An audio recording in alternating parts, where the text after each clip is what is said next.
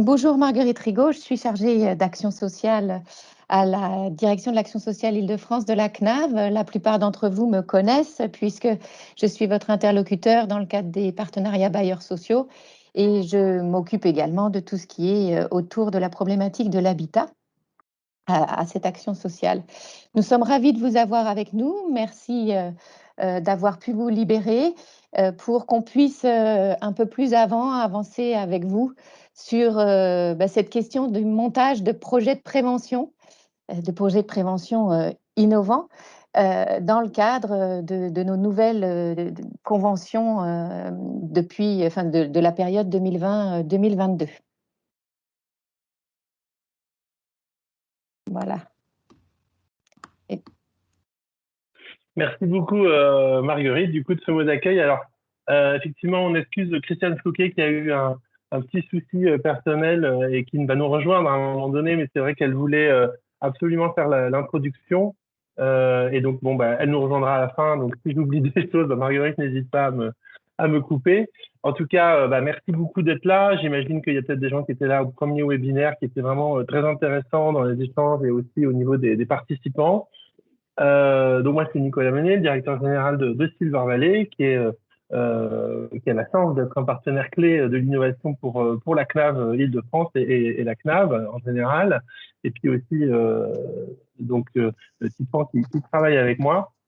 Donc on va passer une petite partie de l'après-midi ensemble pour continuer ce cycle de webinaires sur l'innovation. Moi je ferai une petite intervention rapide sur je dirais les points sur les i pour l'innovation. Ensuite, Marguerite il prendra le relais sur la dimension sur l'accompagnement, comment l'assurance retraite peut accompagner. Puis après, on aura 3 intervenants que je remercie par avance. Et ensuite, Titouan fera une synthèse. Et ensuite, on pourra se partager pour ceux qui souhaitent rester un petit peu avec nous entre 15h30 et 15h15 et 15h30 dans des salles spécifiques pour pouvoir poser des questions vraiment spécifiques. Alors, j'en profite parce que là, vous avez le premier petit sondage qui va ponctuer notre après-midi. Alors, ça, c'est un souhait de la CNAV et on a trouvé ça, nous, très intéressant puisque l'objectif, c'est pas juste de faire un format purement descendant où, voilà, certains vont multiplier leur savoir et puis terminer. C'est aussi intéressant de mieux vous connaître, savoir ce que vous attendez, etc. Donc, on a prévu des petits sondages comme ça qui vont ponctuer l'après-midi, pardon, qui vont ponctuer l'après-midi. Puis voilà, ça vous permettra d'avoir des résultats. Ça peut être intéressant pour nous. Alors, Christiane, qui nous rejoindra tout à l'heure, voulait rappeler ce cycle de 3 webinaires qui était à destination des bailleurs sociaux, avec comme esprit principal vraiment de comprendre les besoins, vos besoins, et favoriser une démarche participative. Donc, d'où les dialogues, les questions. Donc, n'hésitez surtout pas à poser des questions dans le chat. Ça s'était bien passé la dernière fois. On avait pu répondre au fur et à mesure. Et c'est aussi pour ça qu'on a souhaité, à partir de 15h15, dispatcher dans différentes rooms sur soit l'innovation, soit sur la CNAV, soit sur des porteurs de projets. Donc ça, on en parlera tout à l'heure. Et l'idée aussi, c'est de partager des bonnes pratiques. Alors, vous vous souvenez, la dernière fois, certains bailleurs avaient pris la parole en expliquant quelles étaient les démarches d'innovation qu'ils avaient mis en place. Et là, on va avoir aussi 3 prises de parole, comme vous pouvez le voir sur le programme, où on va partager des bonnes pratiques, des idées qu'il y a pu avoir avec Mille une vie Habitat, Julien Méraud, Paul Labo d'Eneal, qui est une foncière spécifique de Action Logement, et Vanessa qui nous fera un témoignage d'un porteur de projet CNAV et Silver Valley aussi, Mike Zougad.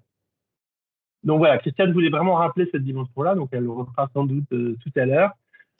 Et aussi, tout ça est en lien avec l'appel à projet d'innovation de la CNAV, évidemment, ce qui permet aussi d'avoir certaines opportunités dans le cadre du dialogue de gestion avec les bailleurs sociaux. C'est vraiment l'idée de toujours travailler en partenariat et autour des besoins des retraités.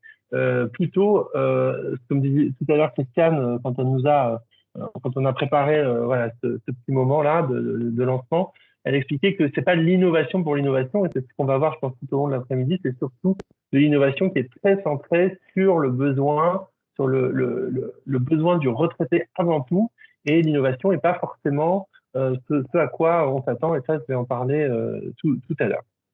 Voilà. Donc, voilà un petit peu en ce sens qu'elle aurait pu dire, mais elle le dira bien mieux que moi tout à l'heure quand elle nous rejoindra. Alors, quant à moi, je vais très rapidement, là, pendant les 5 minutes qui me restent avant de laisser la parole à Marguerite, qui est vraiment spécialiste du sujet, pour le coup, sur les bailleurs, donc elle a beaucoup plus de choses à dire que moi. Mais je voulais quand même faire un petit point sur l'innovation. Alors, non pas que vous soyez des néophytes dans le sujet, puisqu'on sait que les bailleurs sociaux, les établissements sont très souvent en lien avec des problématiques d'innovation.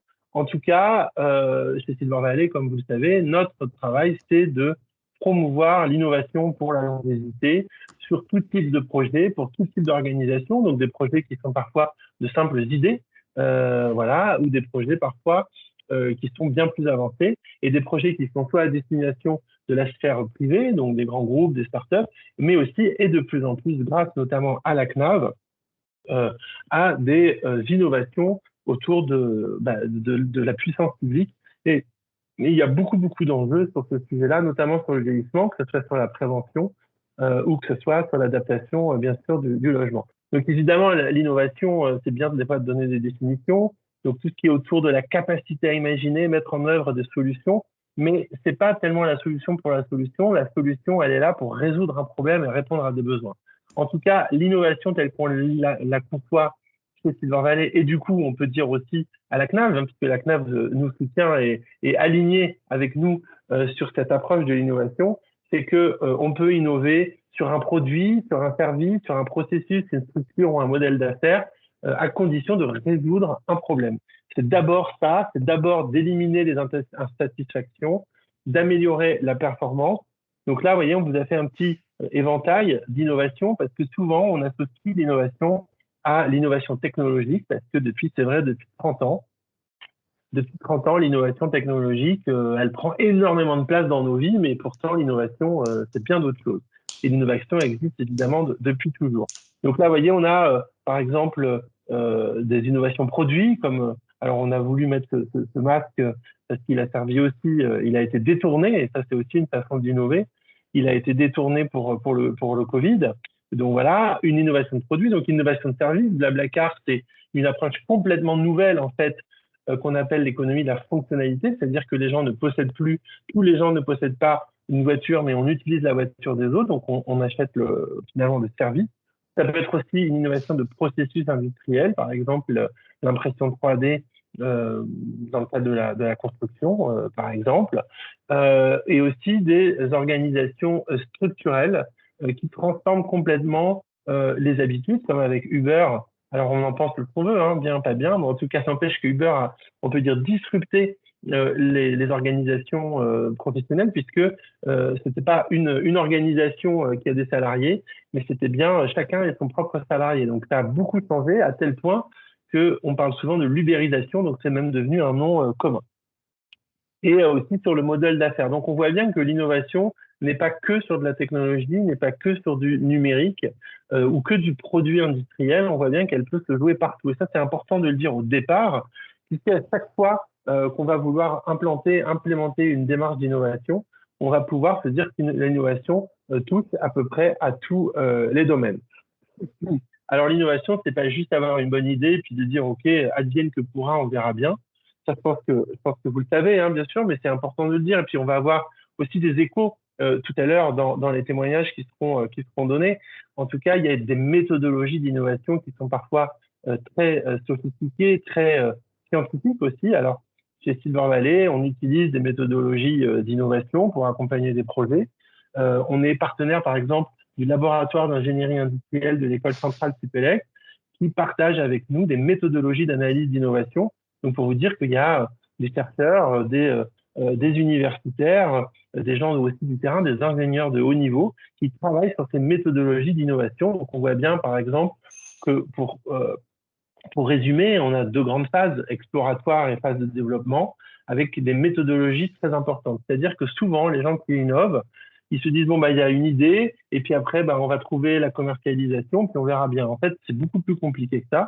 parce qu'on doit passer beaucoup de temps, par exemple, sur l'identification des problématiques, à faire de la prospective, à chercher des partenariats, à travailler le socle de connaissances et de compétences associées bien en amont, en fait, finalement, de l'idée. Et ensuite, seulement, on va générer l'idée. C'est-à-dire que ce qui est important là dans ce petit schéma très pédagogique et très simplificateur qu'on a voulu partager avec vous, c'est que on va d'abord identifier la problématique avant de générer l'idée d'innovation. C'est-à-dire que c'est pas se réveiller un matin en disant mais j'ai une super bonne idée pour créer un réseau social pour des personnes de plus de 80 ans, par exemple. D'abord la question c'est est-ce qu'il y a une identification, est-ce que ça répond, est-ce que ça résout une difficulté, un besoin? Et on voit bien parfois que dans des innovations complètement farfelues, alors ça peut être le concours des innovations les plus farfelues qui ne répondent à aucun besoin. Ça existe, hein, on en a parfois des exemples dans notre secteur, bien sûr. Mais d'abord d'identifier ce qu'on appelle des pain points, donc des points de difficulté, des souffrances, des difficultés à résoudre. Et ensuite, on va générer les idées. Et puis, on va commencer à explorer des concepts, évaluer la faisabilité et ainsi de suite. Et jusqu'à le projet de développement qui va commencer par ce qu'on appelle le POC. Le POC, c'est le Proof of Concept, donc la preuve de concept. Qu'est-ce que c'est? C'est parfois une petite idée sur un bout de papier qu'on va tester auprès des usagers. Et à partir de là, dans cette phase de développement, il faut que l'usager soit au cœur du dispositif dès le départ. Donc, on pourrait même considérer que dès l'identification des problématiques, l'usager doit être présent à vos côtés pour pouvoir expliquer. Et d'autant plus, c'est d'autant plus vrai dans le cadre du vieillissement. Parce que là, enfin, je vois pas tout le monde, mais voilà, on va dire que les gens ici ont entre 25 et 55 ans, ou allez, 60 ans. On n'est pas des personnes âgées, on ne vit pas dans notre corps, on n'a pas la perception du monde qu'a une personne âgée. Donc parfois, c'est difficile de décider ce qui est bien ou pas pour une personne âgée. Et donc, c'est absolument fondamental, effectivement, de pouvoir impliquer la personne dès le départ, donc dès le premier sujet, identification des problématiques. Rien ne nous empêche d'avoir, par exemple, un échantillon test avec des usagers potentiels ou même des personnes de tous âges à partir de 60 ans qui peuvent expliquer leurs difficultés. Alors nous, c'est ce qu'on fait chez Silver Valley avec un dispositif qui est bien connu et qui est financé par la CNAV en grande partie, qui s'appelle l'Open Lab. On a une communauté de 9000 personnes âgées entre 60 et 90 ans qui, presque au quotidien, nous racontent les difficultés, qui dans la salle de bain, qui avec le numérique, qui dans les relations sociales, qui dans l'engagement bénévole, dans le passage à la retraite, etc., nous racontent les difficultés qu'ils rencontrent ou qu'ils ont rencontrées, ce qui nous permet petit à petit d'aller dans ce dispositif. Voilà un petit peu, voilà, de toute façon, la présentation sera à votre disposition. Sachez que chez Silver Valley, vous avez un cycle de 4 conférences aussi de formation qui existent sur qu'est-ce que l'innovation, comment innover. Donc, on a un premier module qui va être accessible à tout le monde. On partagera massivement, et je pense que la CNAV le partagera sans doute. Et ensuite, on a les 3 autres modules qui sont euh, euh, qui sont euh, qui seront à disposition de nos adhérents. Donc en tout cas, cette approche que je viens de parler, puis je finirai là-dessus, c'est ce qu'on appelle le design thinking, c'est-à-dire que c'est d'abord penser par l'usager, par le besoin, avant de penser, je dirais, comme un ingénieur un peu fou qui connaît les technologies, qui ne connaît absolument pas les besoins, mais qui va vouloir absolument implémenter une technologie. Alors, je ne dis pas que c'est pas une bonne approche de l'innovation. En tout cas, quand on s'adresse à la cible senior, avec des besoins spécifiques, avec des difficultés, etc., spécifiques, on ne peut pas arriver comme ça avec des idées préconçues. On doit totalement, constamment confronter son approche. Alors, bien sûr, ça passe par l'empathie, découverte, des études sur les usages et pratiques. On doit définir et dimensionner la problématique avec les usagers, une fois de plus. Et aussi, tout ce qui est créativité, rien n'empêche de rechercher des idées avec des partenaires extérieurs, comme, donc, je ne sais pas, par exemple, dans le cadre d'un projet sur les bailleurs, ça peut être avec d'autres bailleurs, ça peut être avec des usagers, ça peut être avec des institutionnels.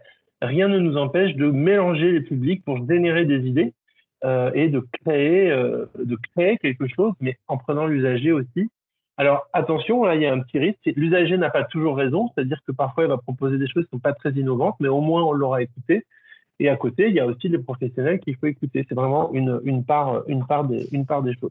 Et bien sûr, une logique qu'on appelle le test and learn, donc tester, recommencer, tester, apprendre, recommencer, etc., qui est très importante. Et encore une fois, nous, chez Silver Valley, on a mis en place ce dispositif qui est aussi accompagné par la CNAV. C'est vraiment important de le dire parce que la CNAV a vraiment une vraie valeur ajoutée sur la dimension d'innovation concrète, opérationnelle, pragmatique.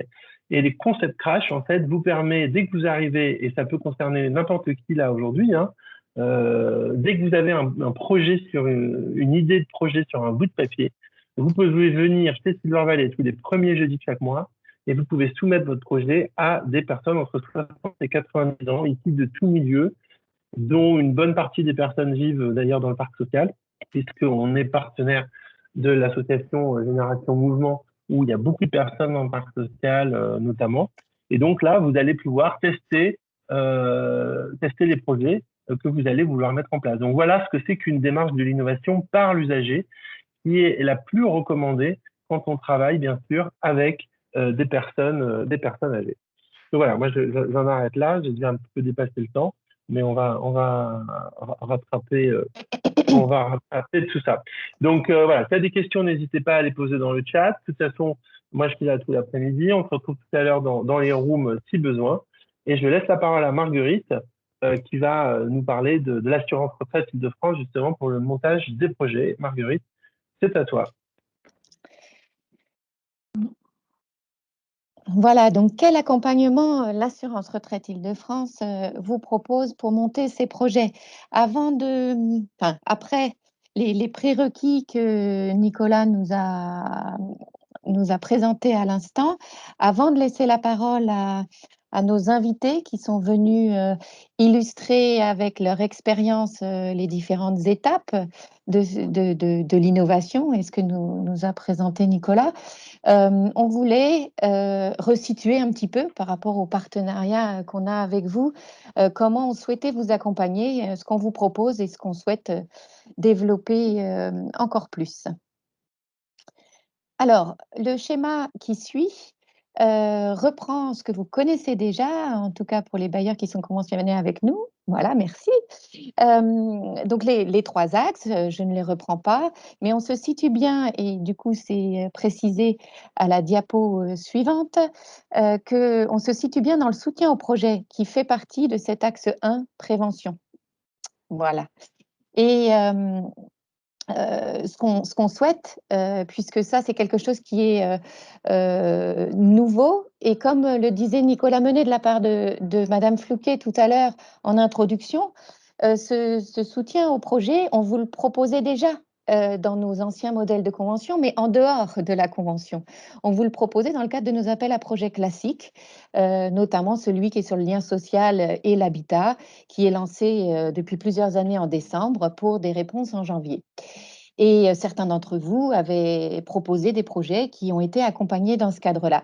Ce qu'on a voulu dans notre nouvelle convention 2020-2022, c'était vous inciter encore plus et ouvrir cet appel à projet à nos bailleurs partenaires de manière plus ouverte et j'allais dire plus pérenne, puisque ce ne sera pas une fois par an, mais en permanence. Et on souhaitait également non seulement vous aider à innover, mais aussi à diffuser des choses qui ont déjà été testées. Là, vous avez, mais c'est plus pour mémoire, je vais passer très vite, le rappel des outils autour du montage des projets qui sont prévus dans la convention pour que vous puissiez les retrouver. En fait, c'est dans le corps de toutes les conventions qu'on a signées avec vous, dans l'article 3. Le C et le D de cette partie de cet axe 1 prévention, il y a la possibilité pour vous de proposer des expérimentations et le soutien de projets innovants ou d'actions de prévention qui favorisent donc le lien social, la participation sociale des retraités dans la proximité. Et puis, il y a aussi, on en parlera moins aujourd'hui, mais sachez qu'on l'a prévu et que c'est dans nos conventions aussi. N'hésitez pas à nous en reparler à l'occasion, mais c'est vrai que là, c'est plutôt une démarche de notre part à partir de projets que nous avons soutenus. Le bailleur, on peut vous solliciter pour mener une expérimentation à partir de projets que nous, on aurait identifiés et qui souhaiteraient aller j'allais dire, aller expérimenter quelque chose dans le parc social avec les locataires du parc social. Et tout ça, la procédure ensuite, c'est détaillé dans l'annexe 3.3. Du coup, quels sont ces outils? Et là, on retrouve ce qu'on a dans l'accompagnement qu'on propose de manière, j'allais dire, non différenciée à tous nos partenaires, qu'ils soient bailleurs sociaux ou pas, sur le montage de projets innovants. Les objectifs, et ça rejoint certaines choses qu'a déjà dites Nicolas, c'est bien de favoriser le lien social des retraités, hein, d'être en phase avec nos objectifs d'action sociale. Nous visons toujours, principalement, on sait que ce n'est pas toujours facile pour vous de bien les cibler, mais les retraités autonomes. Et l'objectif, c'est bien de diversifier les réponses pour traiter les différentes situations de rupture identifiées, de mieux répondre aux besoins et d'encourager les initiatives locales pour valoriser l'utilité sociale et la citoyenneté des seniors. Ce soutien, concrètement, ça se traduit financièrement par une aide qui est donnée de manière annuelle et qui peut représenter jusqu'à 50% du coût total du projet. Donc vous le voyez, on souhaite soutenir, mais comme on le disait, il faut aussi répondre à d'autres besoins. Et après, l'autre partie du coût du projet, on a déjà quelques projets avec lesquels on a pu voir comment ça fonctionnait. Ce sont des fonds propres, ce sont parfois des fonds apportés par le coporteur de projet, par le partenaire. Ça peut être des fonds d'autres caisses de retraite, mutuelles, etc., ou collectivités euh, qui soutiennent l'innovation à un titre ou à un autre. L'autre dimension de notre accompagnement, c'est vous aider et vous faire connaître, vous aider à trouver des partenaires sur les thématiques du vieillissement que nous connaissons bien.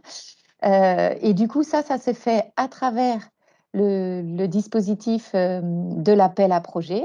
C'est-à-dire que les projets qu'on soutient chaque année, on leur donne une certaine visibilité, hein. Vous les avez peut-être déjà rencontrés si vous êtes venus à l'époque où on pouvait y aller physiquement, mais vous êtes peut-être allés de manière virtuelle cette année au Salon des seniors, Silver Economy Expo, etc. On permet de rencontrer ces porteurs de projets qu'on soutient. Et puis, on a ce qu'on appelle le catalogue des projets innovants.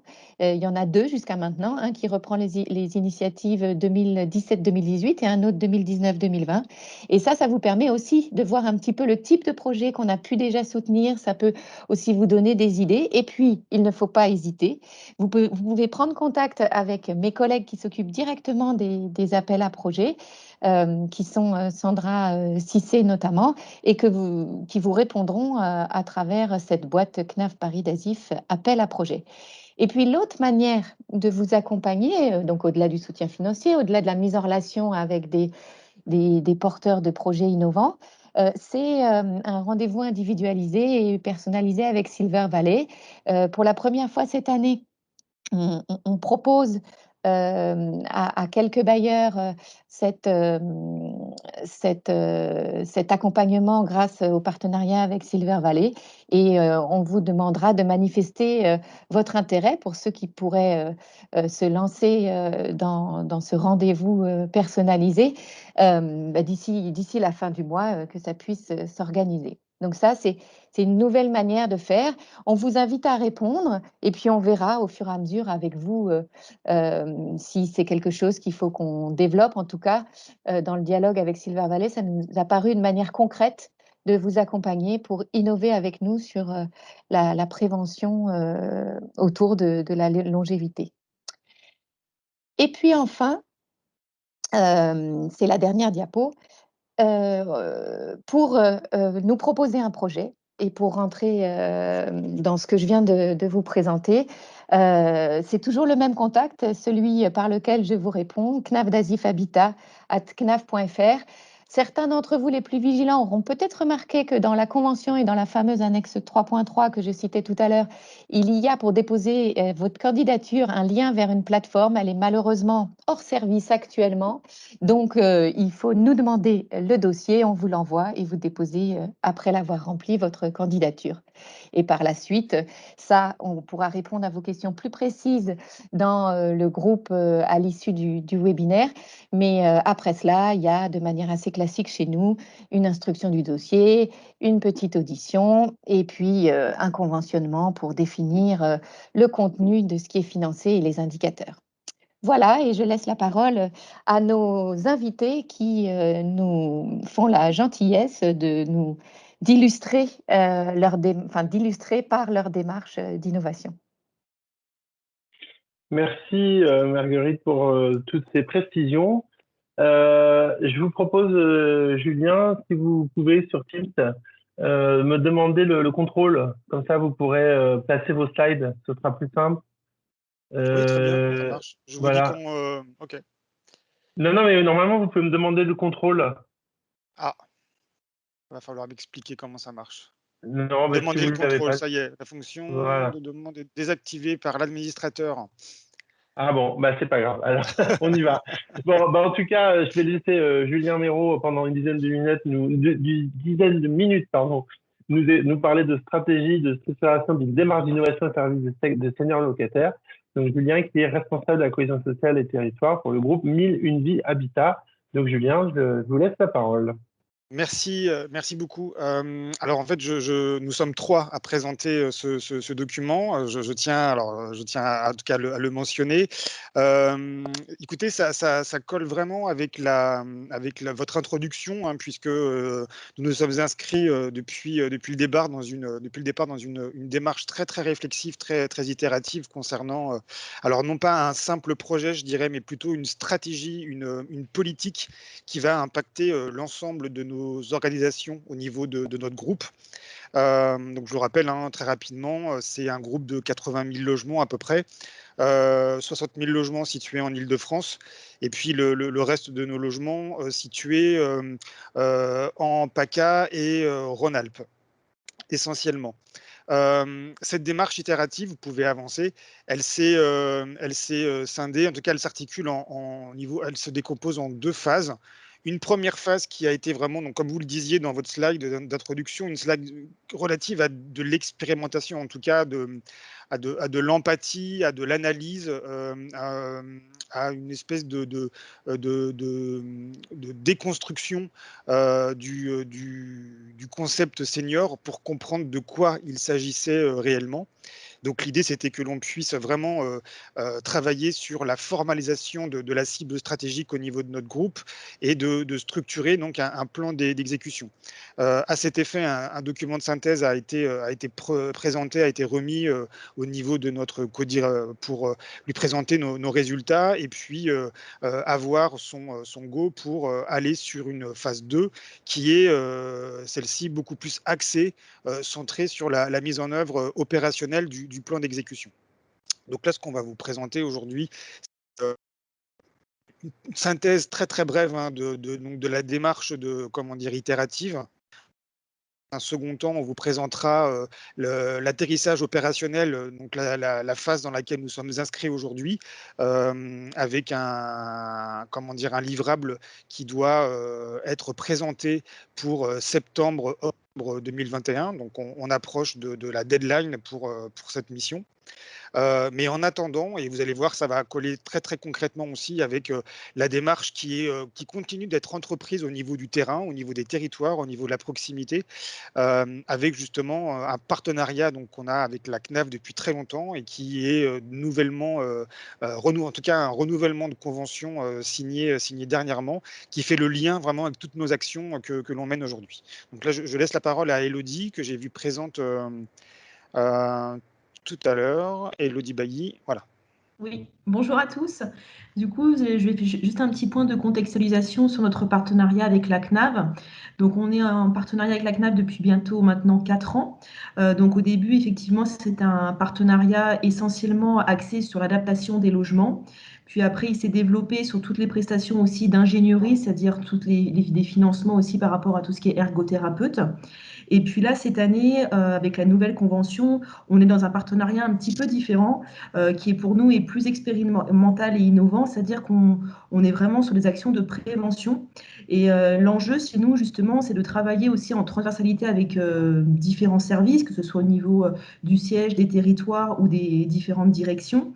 Et donc, on a des actions qui sont menées à la fois par les conseillères sociales en lien avec les chargés de mission développement social et urbain des territoires, pour accompagner les habitants, notamment dans tout ce qui est prévention du maintien à domicile.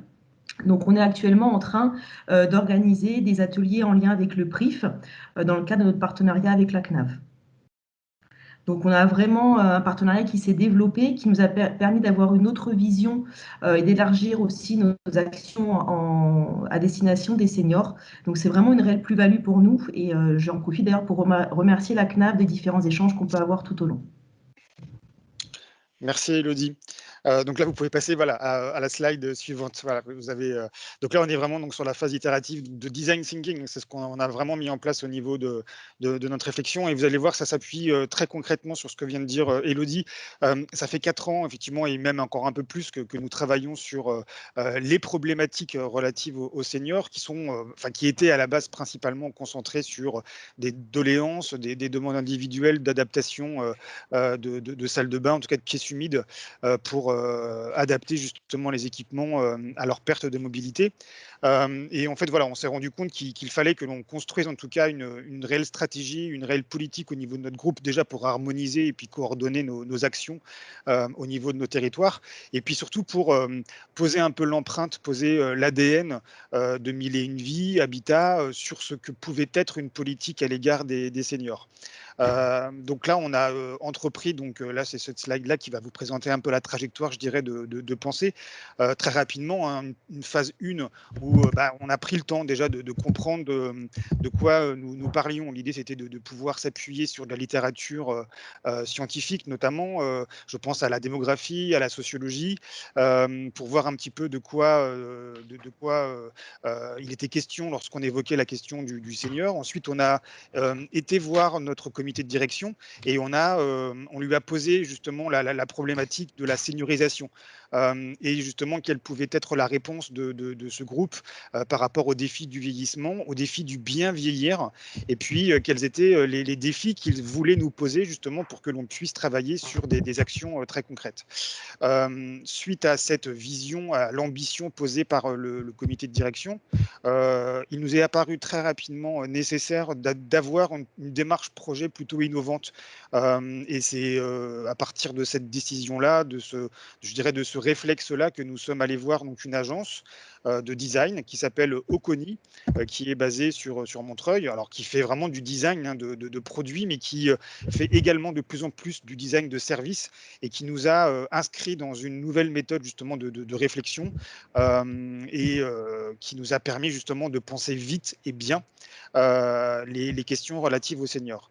Cette phase-là de travail avec Oconi nous a permis justement de finaliser, de rendre compte d'une démarche exploratoire et de définir les briques qui étaient constitutives, qui allaient être les briques fondamentales de notre politique à l'égard des seniors. Alors très rapidement, et là je vous sens le document, je vous le donnerai si besoin, et puis je suis à votre disposition également pour répondre à vos questions, alors soit pendant ce temps-là, mais sinon on peut trouver un moment dédié. Voilà, c'était pour vous présenter très rapidement les principales étapes de la démarche avec Oconi. Donc c'est la slide d'après. On a rencontré le CODIR, donc voilà, et l'idée c'était qu'on puisse avoir qu'on puisse essayer de poser la vision du groupe, donc du DG et puis de ses principaux directeurs. À travers donc toute une série de mécanismes, de petits jeux qui permettaient justement d'identifier les principaux concepts et le principal positionnement de notre direction. La slide d'après justement vous permet de rendre compte de cette vision.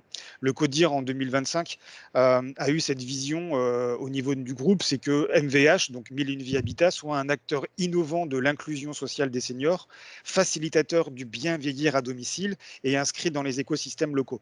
Là, on voyait déjà plusieurs concepts apparaître, un acteur innovant, inclusion sociale des seniors, qui facilite le bien vieillir à domicile et s'inscrire dans les écosystèmes locaux. Donc voilà, plusieurs concepts à travailler et à partir desquels, justement, dans la slide d'après, nous allions à travers donc une journée où on a rassemblé à peu près une soixantaine de collaborateurs et la CNAV était présente à cette journée où on a rassemblé donc des parties prenantes du bailleur, des ergos, donc des personnes de la CNAV, des collectivités, des archives, enfin voilà, des gérontologues et puis également des personnes des experts en tout cas métiers de 1001 Vie Habitat, où on a essayé justement de s'approprier et d'enrichir un peu cette vision, de travailler peut-être plus spécifiquement, plus concrètement sur les différents défis qui étaient proposés par le groupe, et puis de sélectionner des concepts d'expérimentation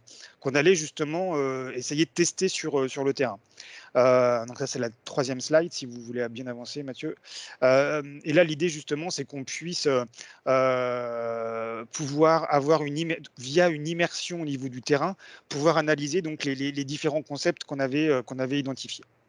Donc on a on a mis en place ce qu'on appelle un living lab. Donc là, c'est une immersion de 2 semaines avec une ethnologue et puis deux designers de Kony qui sont allés donc au sein d'une résidence. Donc on leur a ouvert les portes d'un logement vacant et ils ont vécu pendant 2 semaines sur la résidence et ils ont rencontré effectivement principalement des seniors, mais également des personnes, des habitants de la résidence et du quartier. Et puis là, on a posé une série de questions, voilà, sur le bien vivre, au sein des résidences, le bien vivre des seniors à domicile, au niveau des parties extérieures également. Et puis ces immersions, elles ont permis de travailler peut-être plus spécifiquement et concrètement la question de la mobilité. Donc les personnes notamment qui sont sous-occupantes de leur logement, des personnes seules dans des T4, T5, et puis les questions également relatives à l'isolement relationnel. Voilà, donc là, l'idée justement, c'est que suite à tout ce matériau brut qu'on avait récolté, c'est qu'on puisse mettre en place une nouvelle méthodologie justement de travail avec une collaboration de toutes les parties prenantes du groupe, partenaires clients, avec justement ce que vous disiez également en introduction, une réelle pratique de test and learn, donc d'aller tester et de mettre en application, d'aller crash tester au niveau des habitants les concepts et les solutions que l'on identifiait et que l'on mettait en place. Je vais vite, je suis désolé, mais voilà, ça peut paraître un petit peu. Alors, slide suivante. Cette réflexion, elle a permis de positionner, d'identifier 5 axes qui sont les axes fondamentaux de notre politique aujourd'hui et sur lesquels, vous allez voir, on travaille de manière très concrète. Une première brique, un premier axe articulé sur l'offre de services centré sur le bien vivre au domicile. Un deuxième axe sur les nouveaux modes d'accompagnement adaptés, en tout cas que l'on souhaite adapter aux personnes en situation de dépendance. Donc là, c'est vraiment tout l'accompagnement social à mettre en place au niveau du public senior. Un troisième axe qui est très structurant, bien sûr, c'est la politique patrimoniale pour accompagner l'évolution des logements et puis le développement de nos résidences. Un axe également sur la démarche d'innovation et de transformation au niveau de nos politiques de ressources humaines dédiées aux seniors. Là, l'idée, c'est qu'on puisse vraiment faire de cette politique senior une réelle culture d'entreprise et de commencer également à transformer les métiers, notamment les métiers de la proximité. On y reviendra tout à l'heure. Et puis un cinquième axe qui est de créer une structure qui porterait les valeurs et la politique du groupe en finançant ou en cofinançant notamment des actions internes. Voilà en gros les 5 axes fondamentaux qui structurent aujourd'hui cette politique. On va passer à la slide suivante. Et là, je vais laisser la parole. On peut passer sur cette slide-là, parce j'ai peur qu'on n'ait pas assez de temps. On peut passer si vous voulez.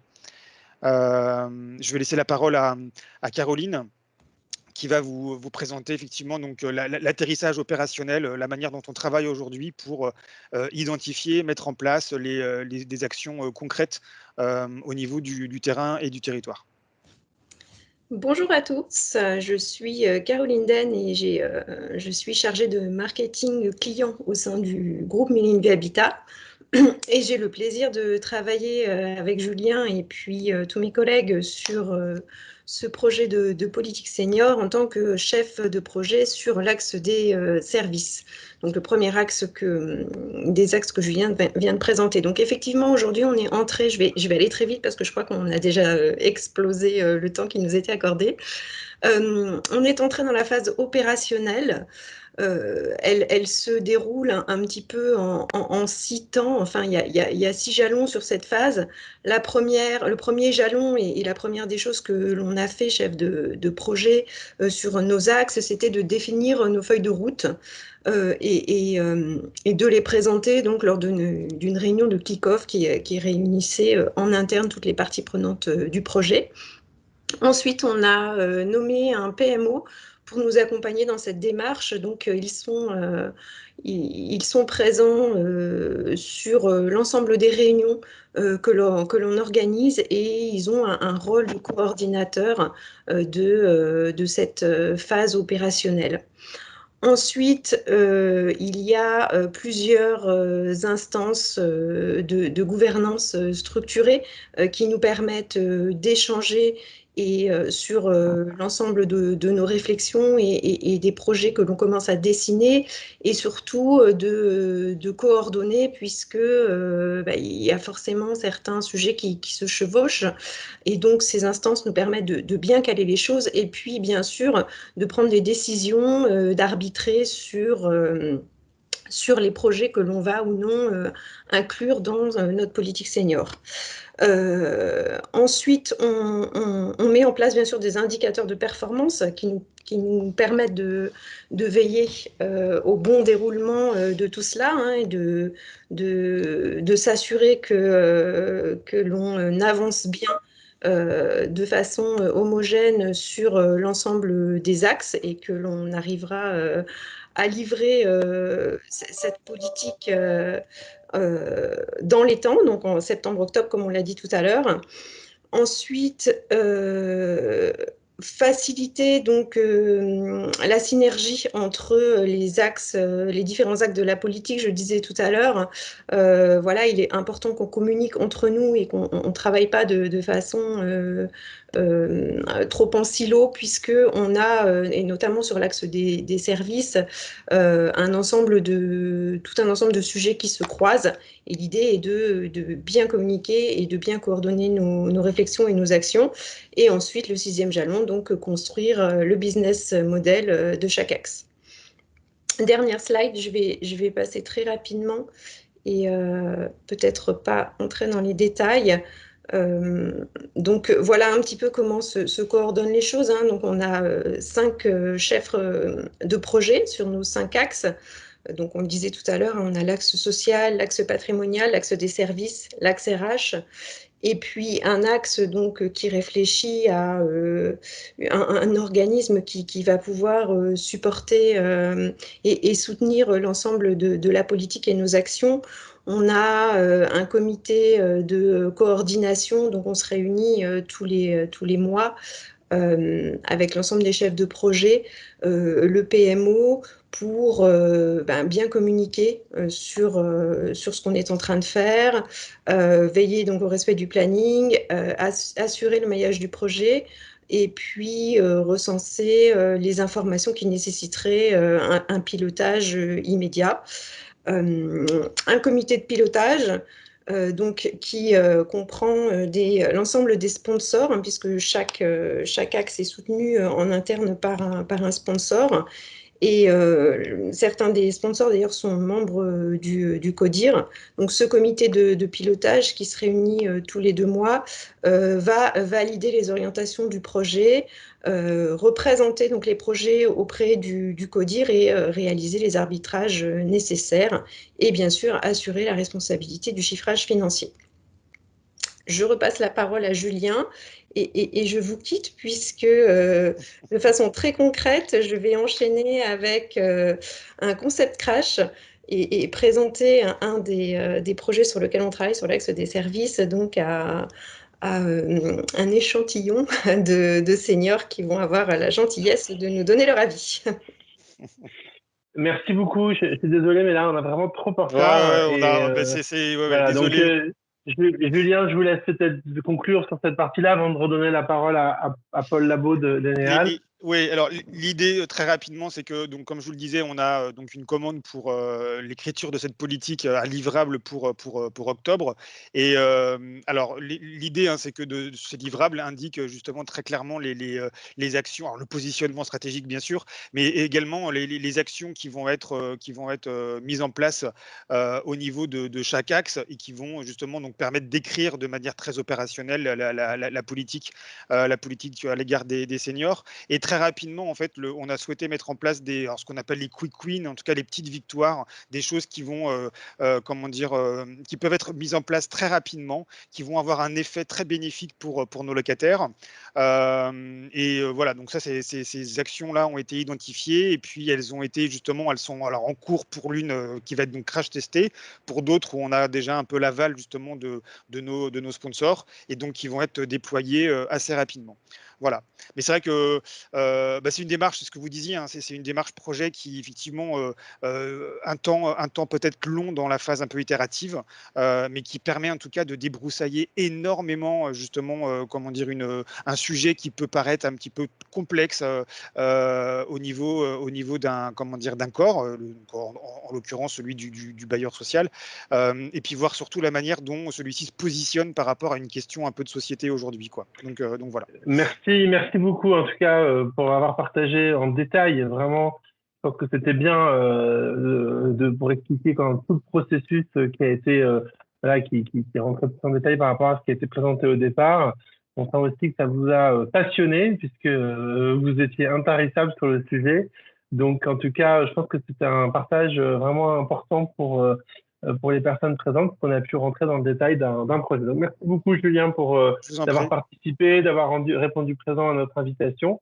Et bien, du coup, sans transition, je laisse la parole à Paul Labo. Désolé pour le retard qu'on commence à prendre. Donc, Paul, écoute, c'est à toi. Donc, Paul Labo, qui est chef de projet prospective innovation au CNEAL, et qui va nous parler de l'innovation en faveur des retraités au sein du parc immobilier. Paul, à toi.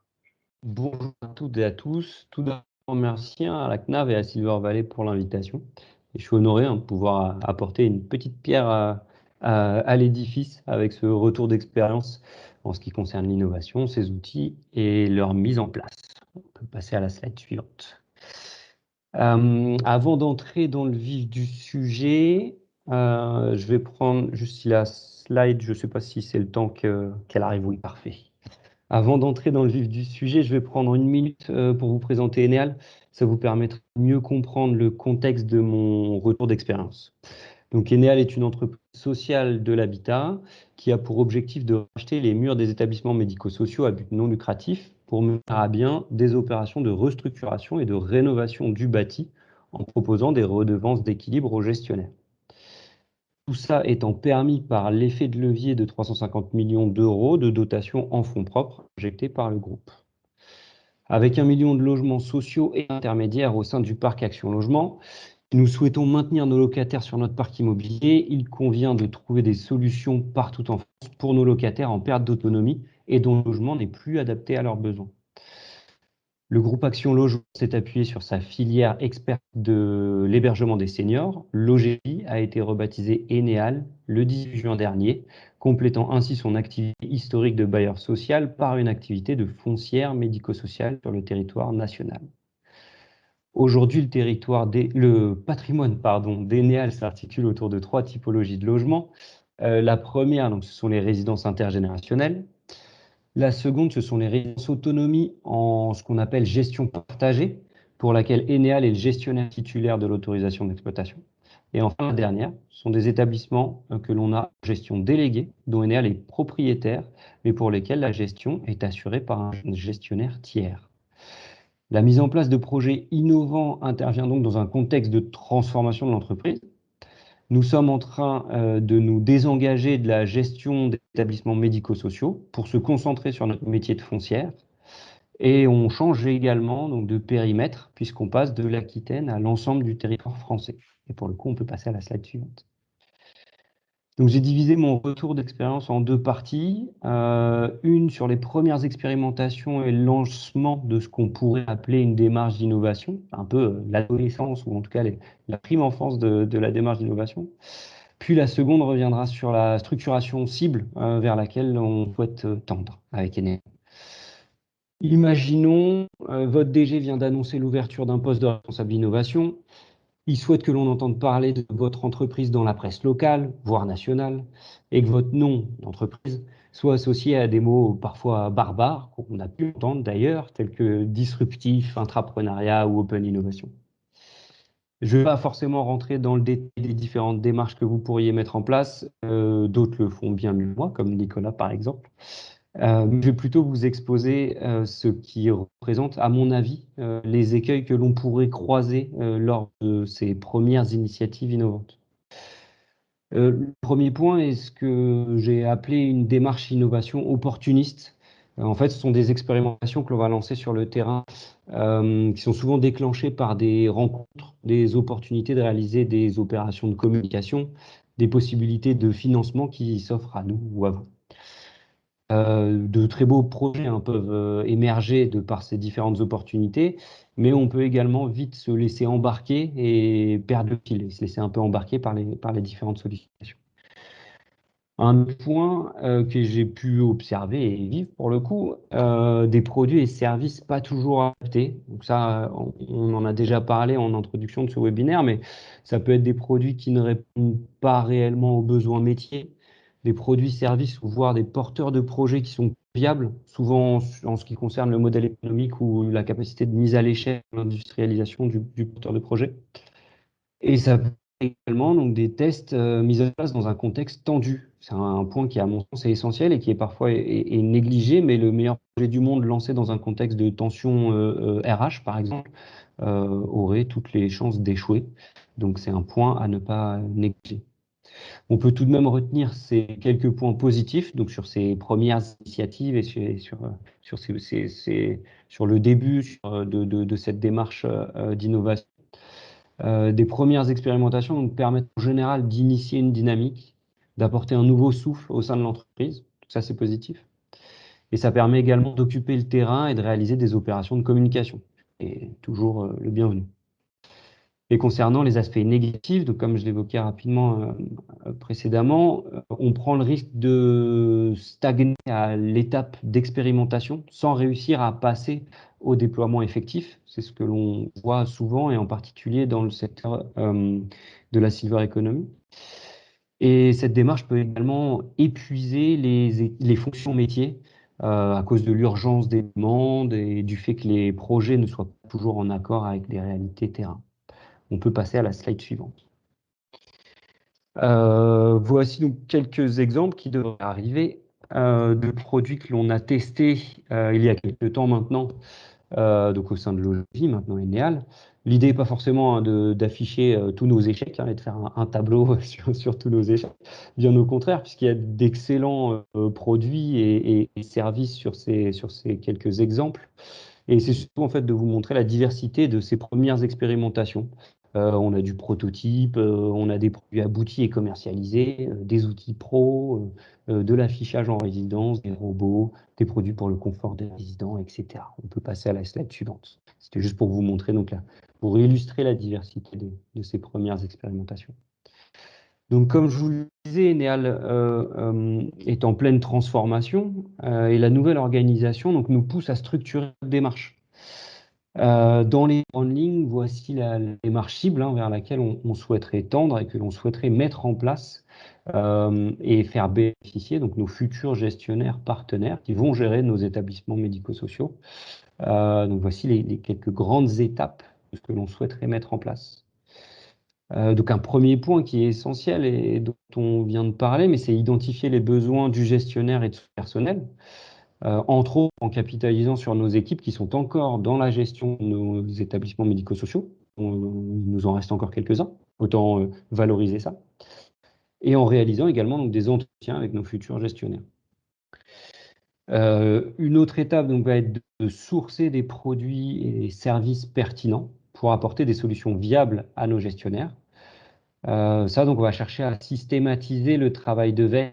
Et c'est à ce stade que donc, des événements comme la Bourse Charles-Foy peut être particulièrement utiles, où on sait qu'en fait, on va assister ou en tout cas, on va avoir tout un panel de produits et de services qui sont intéressants et qui sont déjà viables. Un autre point donc, sur évaluer et tester donc, ces produits-là, en se servant, donc, dans notre cas, de nos établissements médico-sociaux qu'on a encore en gestion, et également avec un travail d'uniformisation de nos critères d'évaluation, et pas juste un établissement qui va gérer ce projet dans son coin avec ses propres critères d'évaluation, mais vraiment en essayant d'avoir quelque chose de partagé et d'unifié.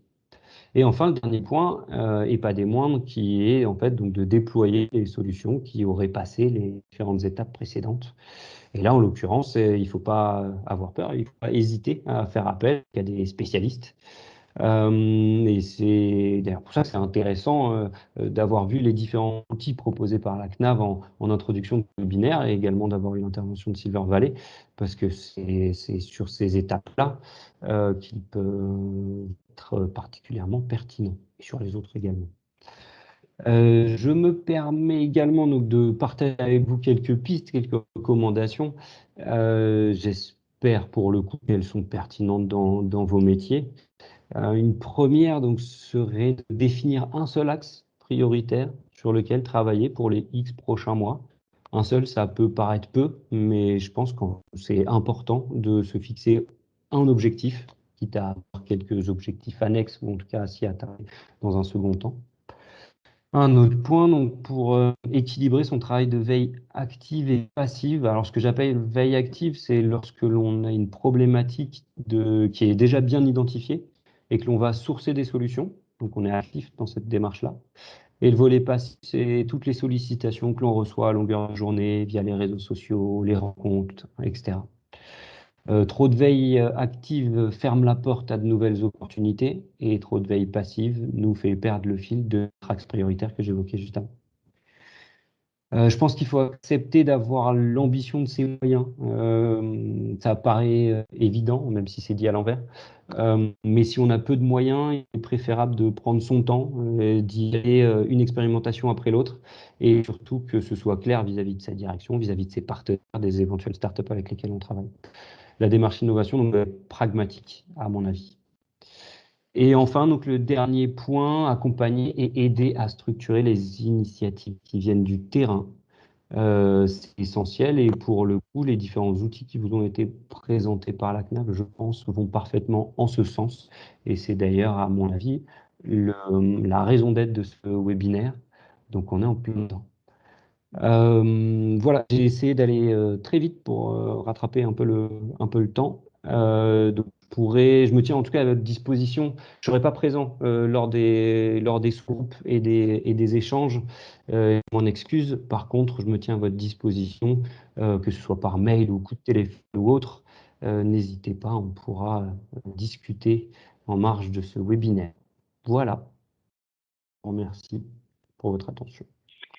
Alors, merci beaucoup. Merci Paul pour ton intervention. C'est vrai que. Bonne journée. Merci. Merci pour ton intervention. Et c'est vrai que merci d'avoir rappelé la place effectivement de que tu vas aller occuper pour Eneal. Donc ça, c'est vrai que c'était un peu avant que tu arrives, mais je voudrais quand même dire que le directeur général donc d'Eneal qui est Mario Baston, qui fait partie aussi du conseil d'administration de Silver Valley, a été un peu à l'initiative d'un nouveau dispositif qu'on a mis en place chez Silver Valley, qui est aussi accompagné par la CNAP, qui s'appelle le Scale Up Lab, en fait, qui permet justement, en amont des expérimentations, de pouvoir tester immédiatement les innovations pour savoir si elles valent le coup en termes de réponse aux besoins et aussi de scalabilité. Donc, la scalabilité, c'est quoi? C'est le fait, par exemple, de diffuser une innovation. Donc là, Paul a donné des chiffres impressionnants, 1 million de logements, 200 000 logements seniors, plus les résidences autonomie. On est quand même sur des volumes de produits ou de services à développer qui sont importants.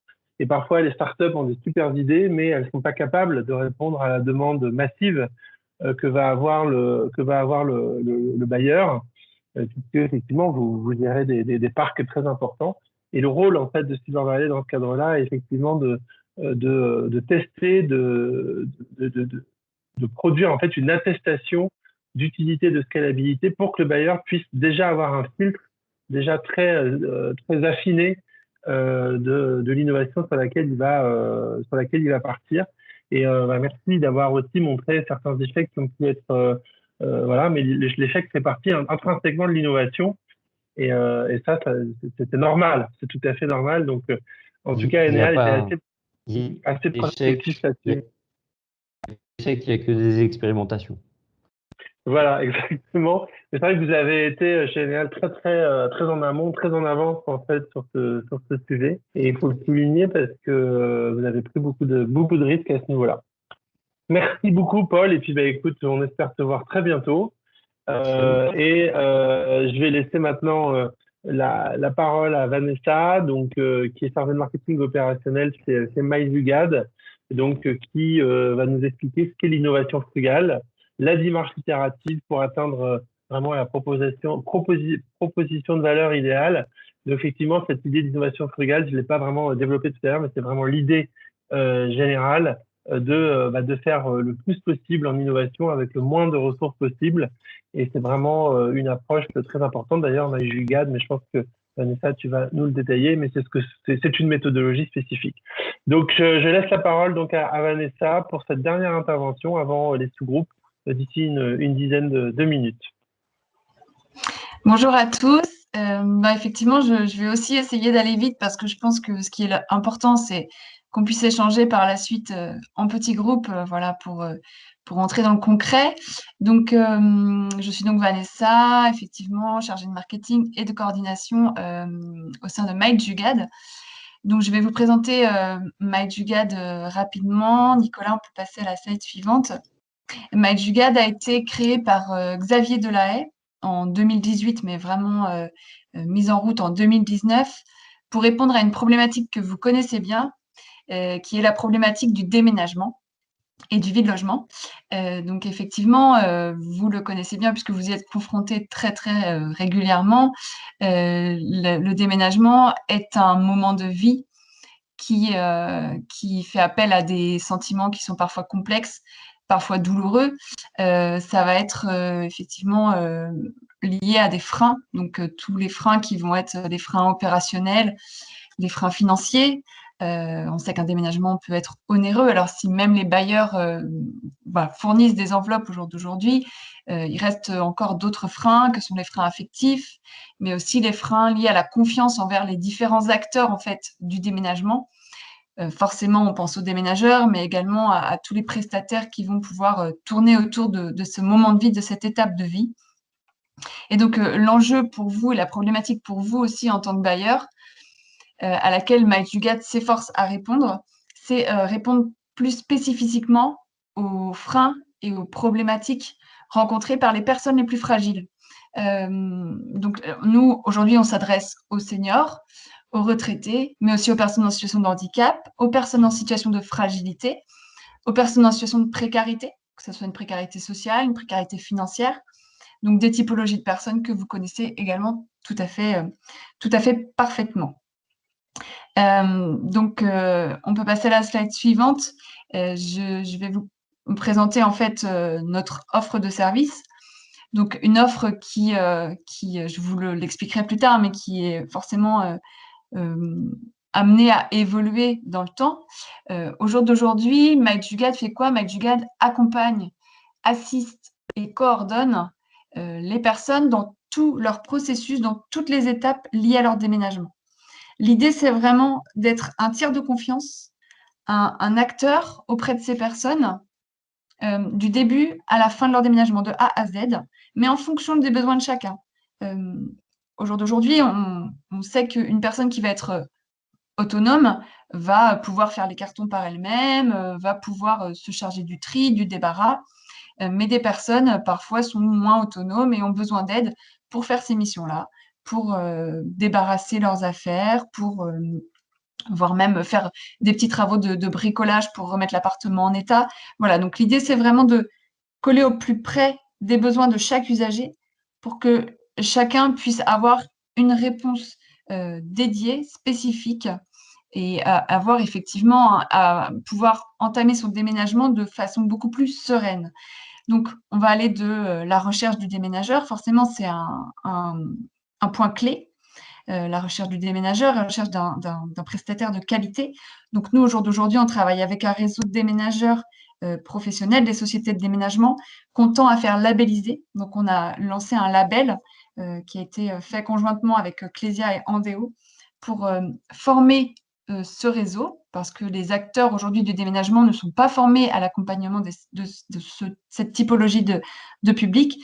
Donc, l'idée, c'est de former nos déménageurs professionnels, mais former également les accompagnateurs qu'on va pouvoir mettre à disposition de ces personnes, des accompagnateurs à domicile, qu'on cherche également à former le plus possible. En termes d'innovation, effectivement, qu'on peut passer à la slide suivante, Nicolas.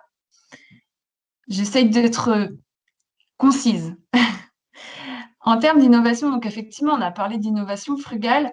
Mike Jugad, c'est notre philosophie. Jugad, c'est un terme hindi qui veut dire système D, débrouillardise, qui veut dire faire beaucoup avec peu de choses en faire. En fait, finalement, c'est un petit peu voilà, la philosophie indienne pour les personnes qui sont familières de cette culture. Voilà, ça va être un peu trouver des solutions avec des choses faites un peu de bric et de brac. Mais la finalité est là. On met en place des choses simples pour arriver à répondre à des problématiques qui sont parfois complexes.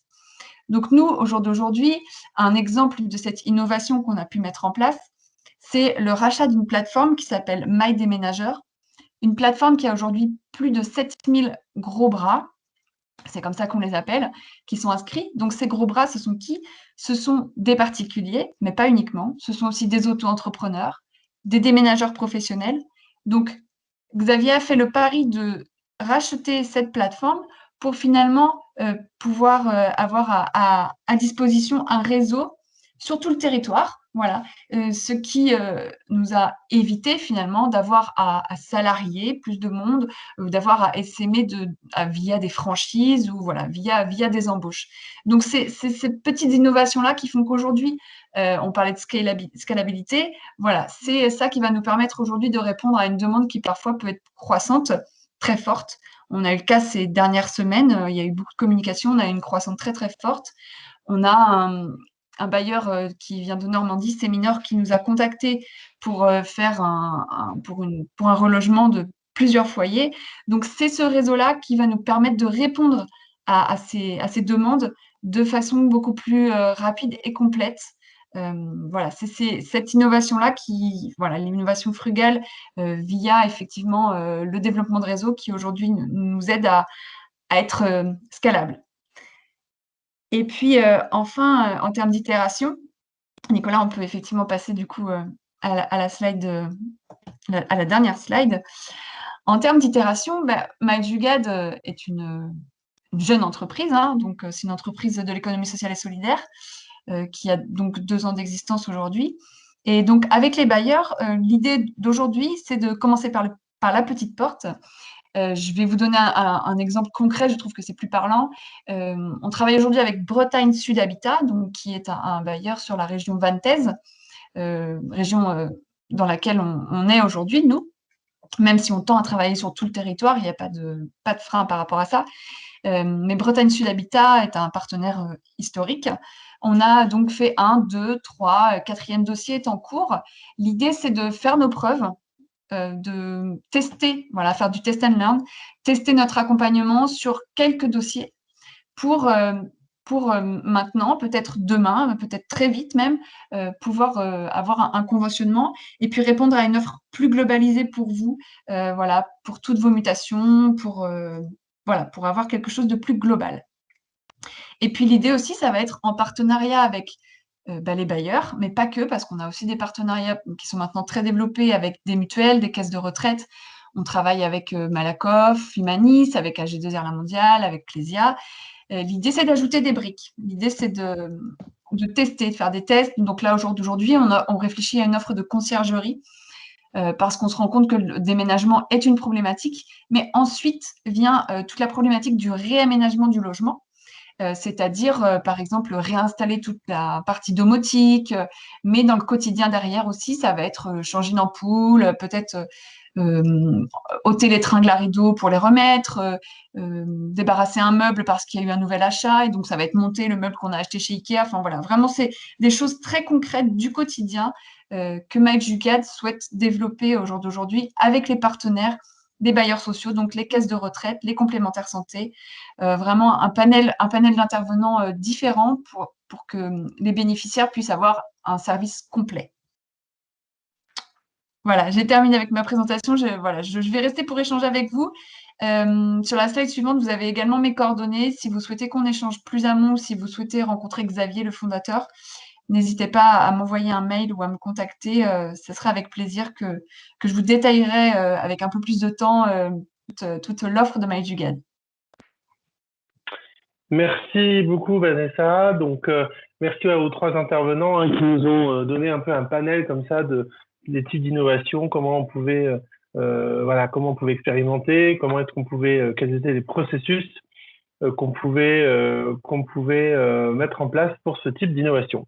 Donc, alors, avant de passer au temps d'échange de la conclusion, du coup, je vais relaisser la main à Titouan, qui travaille chez Silver Valley en tant que chargé de projet innovation, donc qui est vraiment le spécialiste de l'innovation chez Silver Valley, qui s'occupe notamment de l'ingénierie des projets comme le Scale-up Lab, qui travaille aussi sur les modules de formation à l'innovation dont j'ai parlé tout à l'heure. Titouan va nous faire donc une petite synthèse de tout ce qu'on a dit. Voilà, je te laisse prendre la parole. Eh bien, rebonjour à tous et à tous. En fait, tout a été dit, autour des 3 intervenants. C'est comment on pourrait synthétiser un peu tout ce qu'on s'est dit. C'est que il y a des niveaux d'implication pour monter et structurer des démarches d'innovation qui sont assez variants en fonction, voilà, de l'organisation de son entreprise, des capacités qu'on a. Néanmoins, ce qu'on peut voir, c'est qu'il y a possibilité de faire de mettre en place des démarches d'innovation, et notamment sur des quick wins qui a été c'est le mot idéal défini par Julien, qui est possible par des séances par exemple de créativité collective. Donc ça fait partie d'une démarche d'innovation pour justement faire remonter via cette démarche un peu top-down, terrain, où on fait remonter des idées de la part de tous les collaborateurs, que ce soit comme du management ou directement le personnel de terrain. Donc on voit que pour structurer une démarche d'innovation, il n'y a pas besoin de forcément se lancer entre guillemets dans une grande implication. C'est l'implication est nécessaire bien sûr, mais qu'il y a différents niveaux qui sont possibles évidemment avec différentes portées pour le résultat. Donc là, on a vu que voilà, typiquement, Millenvie Habitat avait testé via des Living Labs en conditions réelles des conseils pour justement étudier les usages. Il peut avoir des séances de créativité collective. On inclut voilà, du personnel de terrain, du management, du marketing.